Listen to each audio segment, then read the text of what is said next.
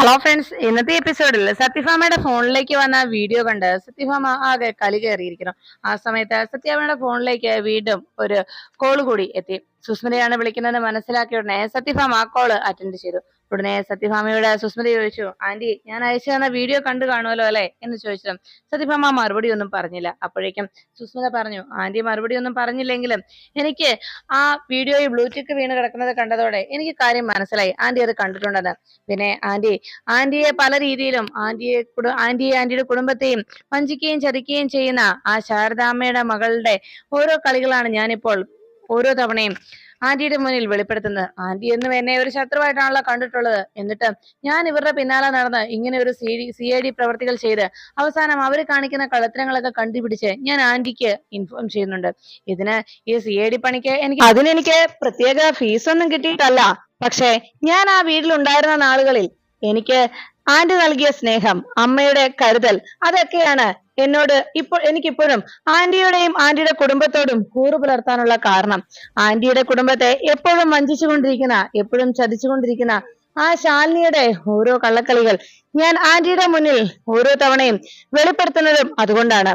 എന്തായാലും ആന്റി ഇപ്പോ ഞാൻ അയച്ചു തന്ന ആ വീഡിയോ കണ്ടല്ലോ, അതിന്റെ സത്യാവസ്ഥ എന്താന്ന് ആന്റിക്ക് മനസ്സിലാക്കാൻ കഴിഞ്ഞിട്ടുണ്ടാവുമല്ലോ അല്ലെ എന്ന് ചോദിച്ചതും ഉടനെ സത്യഭാമ പറഞ്ഞു, ഞാൻ ഇപ്പോൾ തന്നെ അവിടേക്ക് പോകുവാടി എന്ന് പറഞ്ഞതും ഉടനെ സുസ്മിത പറഞ്ഞു, ആന്റി ഇപ്പൊ തന്നെ നേരിട്ട് ചെന്ന് നോക്ക്, കയ്യോടെ പിടികൂടാൻ കഴിയും അവിടെ കള്ളത്തരം കാണിച്ച് ആന്റിയെ വഞ്ചിച്ചുകൊണ്ടിരിക്കുന്ന ആളുകളെ എന്ന് പറഞ്ഞപ്പോ ഉടനെ സത്യഭാമ പറഞ്ഞു, ഞാൻ ഇപ്പൊ തന്നെ പോവുകയാ.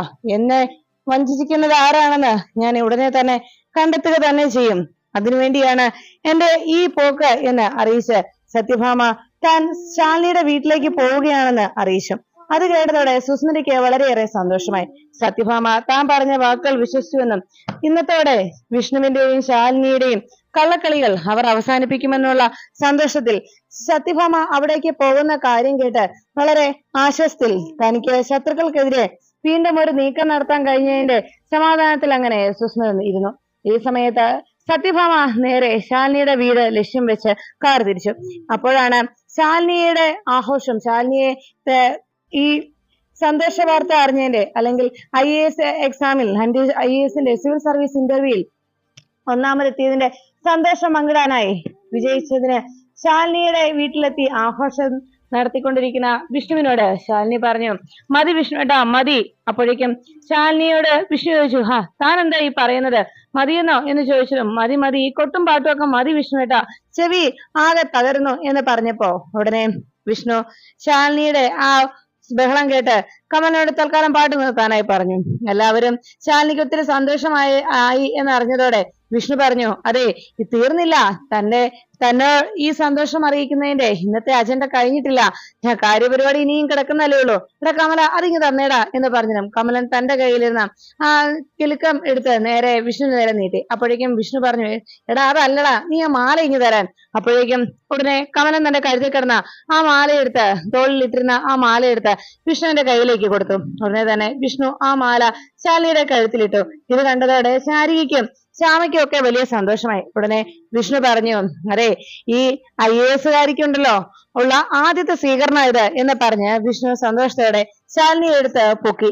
അത് കണ്ട ഉടനെ ശാലിനി പറഞ്ഞു, അയ്യോ വിഷ്ണുവേട്ടാ വേണ്ട എന്നെ താഴെ നിർത്ത് എന്ന് പറഞ്ഞതും വിഷ്ണു ശാലിനിയോട് പറഞ്ഞു, അതെന്താടോ തന്നെ ഈ സന്തോഷം എനിക്ക് ശരിക്കും ആഘോഷിക്കണമെന്ന് പറഞ്ഞ് വീണ്ടും ശാലിനിയെ എടുത്തുയർത്തി വിഷ്ണു അങ്ങനെ തുള്ളുന്നു. ഈ സമയത്ത് ശാലിനിയെ എടുത്തുയർത്തിക്കൊണ്ട് വിഷ്ണു സന്തോഷം അങ്ങനെ പങ്കുവെക്കുമ്പോ സത്യാമ്മയുടെ വണ്ടി എവിടേക്ക് വരുന്നു. ആ കാഴ്ച ശാലിനി കണ്ടതും ശാലിനി വിഷ്ണുവിനോട് പറഞ്ഞു, വിഷ്ണുവേട്ടാ അതേ സത്യാമ്മയുടെ വണ്ടി, സത്യാമ്മ വരുന്നു. അത് കേട്ട ഉടനെ വിഷ്ണു വിശ്വസിക്കാനാതെ ഇവിടെ പോടോ താൻ എന്ന് പറഞ്ഞ് വീണ്ടും ശാലിനിയെ പൊക്കിക്കൊണ്ട് തുള്ളി. അപ്പോഴേക്കും കാർ അവിടെ നിർത്തി. കാറിൽ നിന്ന് സത്യഭാമ പുറത്തേക്ക് ഇറങ്ങി. ഉടനെ വിഷ്ണുവിനെ നോക്കി ശാലിനി പറഞ്ഞു, വിഷ്ണുവേട്ടാ അതേ സത്യാമ്മ. അപ്പോഴേക്കും വിഷ്ണുവിന് വീണ്ടും ആകെ സംശയമായി. വേഗം പിന്തിരിഞ്ഞു നോക്കിയതും കാറിൽ നിന്നിറങ്ങി കലിയോടെ നോക്കി നിൽക്കുന്ന സത്യഭാമയെ വിഷ്ണു കണ്ടു. വേഗം തന്നെ വിഷ്ണു പതിയെ ശാലിനിയെ താഴെ ഇറക്കി. എന്തു ചെയ്യും, കള്ളത്തരം കൈയോടെ പിടികൂടിയതിന്റെ വിഷമത്തിൽ അങ്ങനെ ആകെ സങ്കടപ്പെട്ടുകൊണ്ട് വിഷ്ണു അങ്ങനെ നിൽക്കുമ്പോഴേക്കും ഉടനെ ശാലിനിയും മറ്റെല്ലാവരും ആകെ സ്തംഭിച്ചങ്ങനെ നിൽക്കുമ്പോ കമലൻ മാത്രം അവിടെ നിന്നുകൊണ്ട് തുള്ളലും പാട്ടുമായി. കമലൻ വീണ്ടും വിഷ്ണുവിന്റെയും ശാലിനിയുടെ ചുറ്റും കിടന്ന് പാട്ടുപാടി അങ്ങനെ തുള്ളുന്നതിനിടയിൽ വിഷ്ണുവിനോട് കമലൻ പറഞ്ഞു, ആശാനെ ആശാനെ പാട്. അപ്പോഴും എല്ലാവരും ആകെ സ്തംഭിച്ചു നിൽക്കുന്നുണ്ട്. വേഗം കമലം പിന്തിരിഞ്ഞു നോക്കി. അപ്പോഴേക്കും കാറിൽ നിന്ന് ഇറങ്ങിയ സത്യഭാമയെ കമലം കണ്ടു. കമലം നോക്കിയതും ഇത് സത്യാമ്മയെ പോലെ ഉണ്ടല്ലോ, അമ്മച്ചി വാ അമ്മച്ചി വാ എന്ന് പറഞ്ഞ് വിളിച്ചിട്ട് പെട്ടെന്ന് കമലൻ ഒന്നുകൂടെ പിന്തിരിഞ്ഞു നോക്കി. അപ്പോഴാണ് ഇത് സത്യാമ്മയുടെ അതേ മുഖഛായയാണല്ലോ എന്ന് ആലോചിച്ചു. ഉടനെ തന്നെ കമലം വേഗം സത്യഭാമയുടെ അരികിലേക്ക് ചെന്നു. അല്ല, സത്യാമ്മയുടെ ആരാ, സത്യാമ്മയുടെ എന്തെങ്കിലും ബന്ധമുണ്ടോ എന്ന് ചോദിച്ചതും കമലിന്റെ മുഖത്തിനിട്ട് ആ നിമിഷം തന്നെ സത്യഭാമ ഒരു തല്ലു കൊടുത്തു. കർണം പൂച്ചരണം കൊടുത്തിട്ട് പറഞ്ഞു, എടാ ഞാൻ സത്യഭാമയാണെന്ന് നിനക്ക് സംശയമാണോടാ എന്ന് ചോദിച്ചപ്പോഴേക്കും കമലൻ ആകെ ചൂളി നിന്നു. ഉടനെ വിഷ്ണുവിന് മനസ്സിലായി അമ്മ ആകെ ദേഷ്യത്തിലാണെന്ന്. അപ്പോഴേക്കും വിഷ്ണു സത്യാമ്മയോട് എന്ത് പറയുന്നോർത്ത് ആകെ ആശങ്കപ്പെട്ടങ്ങ് നിൽക്കുമ്പോ വിഷ്ണുവിന്റെ അരികിലേക്ക് എത്തി സത്യഭാമ ചോദിച്ചു, എന്താടാ ഇവിടെ കൊട്ടും പാട്ടും മേളമൊക്കെ, ഇവിടെ എന്താ, ആർക്കെങ്കിലും എന്തെങ്കിലും സംഭവിച്ചോ എന്ന് ചോദിച്ചപ്പോ എന്ത് പറയണമെന്നറിയാതെ എല്ലാവരും ആകെ അങ്ങനെ പരസ്പരം നോക്കി. ഉടനെ വിഷ്ണു എന്ത് പറയണമെന്നറിയാതെ ആകെ ആശ്ചര്യപ്പെട്ടു നിന്നപ്പോ അരികിൽ എന്ന കമലിനെ വിഷ്ണു ശ്രദ്ധിക്കുന്നു. ഉടനെ വിഷ്ണു പറഞ്ഞു, അമ്മേ ദാ കമലിനെ ഒരു കുഞ്ഞു പിറന്നു, അതിന്റെ ആഘോഷ. അത് കേട്ടതും കമലിനാകെ ഞെട്ടി. അപ്പോഴേക്കും അതാ അമ്മേ എന്ന് പറഞ്ഞ് വിഷ്ണു അങ്ങനെ കള്ളം പറഞ്ഞു നിൽക്കാൻ ശ്രമിച്ചപ്പോ പെട്ടെന്ന് സത്യാമ്മ ചോദിച്ചു, അതേടാ എങ്ങനെയാടാ വിവാഹം കഴിക്കാതെ ഇവന് കൊച്ചുണ്ടായത്? അത് കേട്ട ഉടനെ വിഷ്ണു ആകെ പെട്ടെന്ന് ഞെട്ടലോടെ പറഞ്ഞു, അയ്യോ അമ്മേ, അതെ വിവാഹം കഴിക്കുന്നതിന് മുമ്പ് അവന് കുഞ്ഞുണ്ടായ ആഘോഷമാണ് ഇപ്പൊ നടത്തിയത് എന്ന് പറഞ്ഞപ്പോ കമലനാകെ സംശയിച്ചു നിൽക്കുക. എന്റെ കല്യാണോ, എനിക്ക് കുഞ്ഞുണ്ടായെന്നോ, ആശാൻ എന്താ ഈ പറയുന്നത് എന്ന് കമലൻ ചോദിച്ചു. ഉടനെ വിഷ്ണു പറഞ്ഞു, എടാ പറയടാ, നീ അങ്ങോട്ട് പറയടാ എന്ന് പറഞ്ഞപ്പോ വിഷ്ണു പറഞ്ഞത് കേട്ട് കമലൻ സത്യാമ്മയുടെ അരികിലേക്ക് എന്നിട്ട് പറഞ്ഞു, അതെ സത്യാമ്മേ, എനിക്ക് കുഞ്ഞുണ്ടായി, അതിന്റെ ആഘോഷ സത്യാമ്മേ. ഉടനെ സത്യഭാമ ചോദിച്ചു, എടാ നിന്റെ വിവാഹം കഴിക്കാതെയുള്ള കുഞ്ഞ് എങ്ങനെയാണോ ഉണ്ടായത് എന്ന് ചോദിച്ചപ്പോ ഉടനെ കമലം പറഞ്ഞു, അതെ സത്യാമ്മേ, വിവാഹം കഴിക്കാതെയാണ് എനിക്ക് കുഞ്ഞുണ്ടായത്, വിവാഹം കഴിക്കാതെ എനിക്കുണ്ടായ ആദ്യത്തെ കുഞ്ഞ് എന്ന് പറഞ്ഞ് കമലം വീണ്ടും ഓരോ മണ്ടത്തരങ്ങൾ വിളിച്ചു പറഞ്ഞു. അപ്പോഴേക്കും വിഷ്ണു അവനെല്ലാം കുളവാക്കുമല്ലോ എന്ന് ഓർത്ത് ഇങ്ങനെ നോക്കുമ്പോ ഉടനെ കമലം പറഞ്ഞു, അതെ അതെ സത്യാമ്മേ, ആശാൻ എന്ത് പറഞ്ഞാലും അതെല്ലാം സത്യമാ. അങ്ങനെ പറഞ്ഞുകൊണ്ട് കമലൻ അങ്ങനെ നിൽക്കുമ്പോ ഉടനെ സത്യഭാമ നേരെ വിഷ്ണുവിനെ നോക്കി. അതിനുശേഷം ശാലിനിയുടെ കയ്യിലേക്ക് എന്നിട്ട് ചോദിച്ചു, എവിടെ നിങ്ങളുടെ അമ്മ? അപ്പോഴേക്കും ശാലിനി പറഞ്ഞു, അത് പിന്നെ അമ്മ പുറത്തേക്ക് പോയിരിക്കുക എന്നറിയിച്ചപ്പോ അതെ ശാരദാമ്മ എനിക്കൊന്ന് കാണണം, അവരിങ്ങോട്ട് വരട്ടെ, അവരോട് ഞാൻ ചോദിക്കുന്നുണ്ട് അവരുടെ മക്കളെ ഇങ്ങനെ അഴിഞ്ഞാടാൻ വിട്ടിരിക്കുകയാണോ എന്ന്, അതോ അവര് മനഃപൂർവ്വം ഇങ്ങനെ അഴിഞ്ഞാടാനുള്ള സൗകര്യം ഒരുക്കി കൊടുത്തിരിക്കുകയാണോ എന്ന് ചോദിക്കുമ്പോ ആകെ വിഷമത്തോടെ ശാലിനി മുഖം കുനിച്ചു വന്നു. അപ്പോഴേക്കും വിഷ്ണു പറഞ്ഞു, അയ്യോ അമ്മേ, അങ്ങനെയൊന്നും അല്ല എന്ന് പറഞ്ഞപ്പോ നീ മിണ്ടരുത് എന്ന് പറഞ്ഞു. ഉടനെ വിഷ്ണു സത്യാമ്മയുടെ അരികിലേക്ക് ചെന്നു. അയ്യോ അമ്മേ, ഞാൻ പറയുന്നൊന്ന് കേൾക്കമ്മേ എന്ന് പറഞ്ഞപ്പോ വിഷ്ണുവിനോട് സത്യഭാമ വിഷ്ണു സംസാരിക്കാൻ അരികിലേക്ക് എത്തിയതും വിഷ്ണു മദ്യപിച്ചിട്ടുണ്ടെന്ന് മനസ്സിലാക്കി. സത്യഭാമ ചോദിച്ചു, നീ കുടിച്ചിട്ടുണ്ടല്ലേടാ എന്ന് ചോദിച്ചപ്പോ വിഷ്ണു വേഗം തന്നെ വാപൊത്തുന്നു. അപ്പോഴേക്കും സത്യഭാമ ശാലിനിയെ നോക്കി, നീ എങ്ങനെയെങ്കിലും എന്റെ മകന്റെ ജീവിതത്തിൽ നിന്ന് ഒഴിഞ്ഞു പോകുമെന്ന്, ഈ ബാധ എങ്ങനെയും പോയെന്നാ ഞാൻ കരുതിയത്, എന്നിട്ട് അവന് ഇല്ലാത്ത ശീലം കൂടി ഉണ്ടാക്കുകയാണ് നീ അല്ലേ, അവനെ വേണ്ടാത്ത ശീലങ്ങളും പഠിപ്പിച്ച് എന്ന് പറഞ്ഞപ്പോ ശാലിനിയെ കുറ്റപ്പെടുത്തുന്ന രീതിയിൽ അമ്മ സംസാരിച്ചിട്ട് കേട്ട് വിഷ്ണു അരികിലേക്ക് ഓടി വന്നു. അയ്യോ അമ്മ, അങ്ങനെയൊന്നും അല്ല, ശാലിനി ഒന്നും അല്ല എന്ന് പറഞ്ഞു. വിഷ്ണു, ഞാൻ നിന്നോട് മിണ്ടരുതെന്നാ പറഞ്ഞത്, പോടായല്ല അവിടെ നിന്ന് എന്ന് പറഞ്ഞപ്പോ എല്ലാവരും അവിടെ നിന്ന് പോന്നു. ആകെ കമലം മാത്രം വീണ്ടും അവിടെ നിൽക്കുന്നത് കണ്ട്, എടാ ഇനി നിന്നോട് ഞാൻ പ്രത്യേകിച്ച് പറയണോടാ എന്ന് കമലിനോട് സത്യാമ്മ ചോദിക്കുന്നു. അത് കേട്ട ഉടനെ കമലിന് അവിടെ നിന്ന് പോന്നു. അല്ല പിന്നെ സത്യാമ്മ ഞാൻ എന്ന് പറഞ്ഞപ്പോ പോടാ അവിടെ നിന്ന്, അല്ലെങ്കിൽ ഇനിയും നീ എന്നെ വാങ്ങിച്ചു കിട്ടും എന്ന് പറഞ്ഞപ്പോ കമലനും അവിടെ നിന്ന് ഇറങ്ങി. അവസാനം വിഷ്ണു മാത്രം അങ്ങനെ തനിച്ചു വെക്കുമ്പോ ശാലിനിയോട് പറഞ്ഞു, എനിക്ക് നിന്നോട് ചില കാര്യങ്ങൾ പറയാനുണ്ട് എന്ന് സത്യാമ്മ അറിയിച്ചു.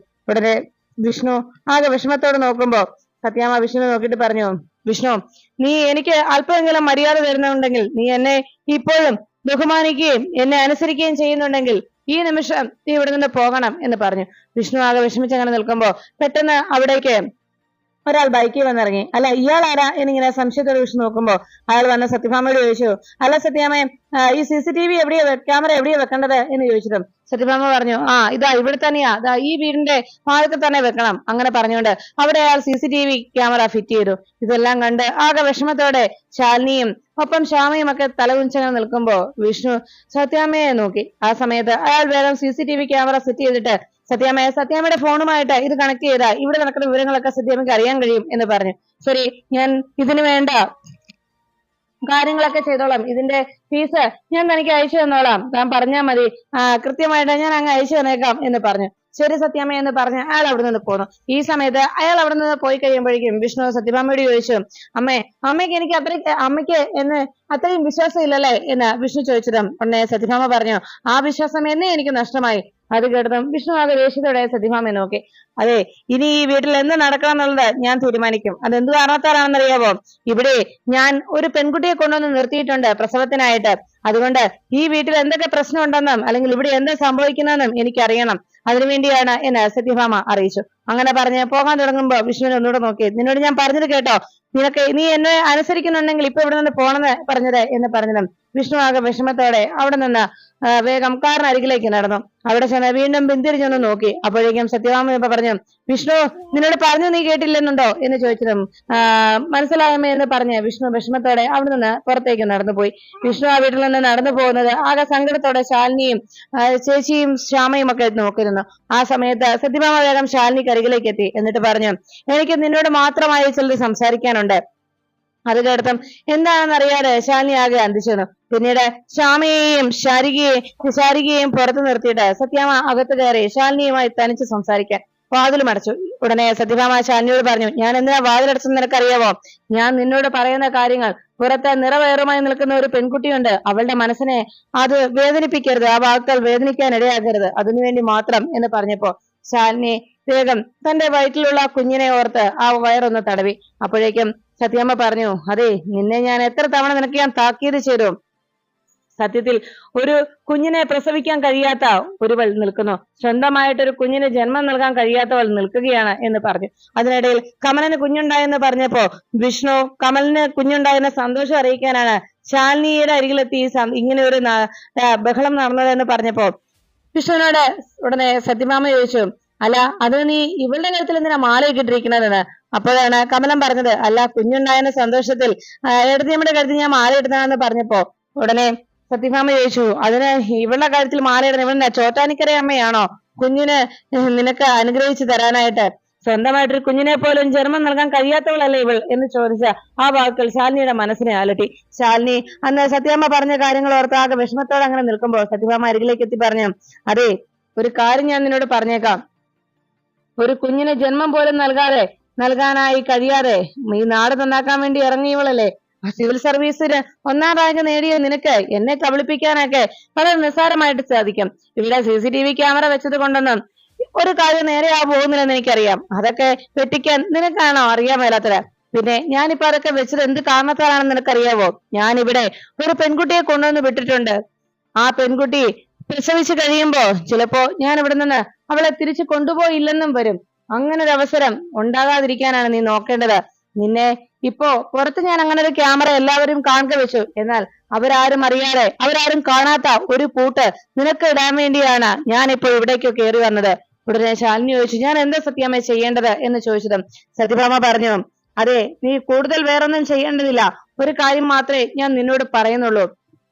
എന്റെ മക്കൾ 2 പേർക്കും ശാരദാമ്മയുടെ വീട്ടിൽ നിന്നുള്ള ബന്ധം വേണമെന്ന് യാതൊരു നിർബന്ധവുമില്ല. അതുകൊണ്ട് തന്നെ നീ മര്യാദയ്ക്ക് മുന്നോട്ട് പോവുകയാണെങ്കിൽ നിന്റെ അനുജത്തി കുഞ്ഞുമായി ഈ സത്യഭാമയുടെ വീട്ടിലേക്ക് വരും.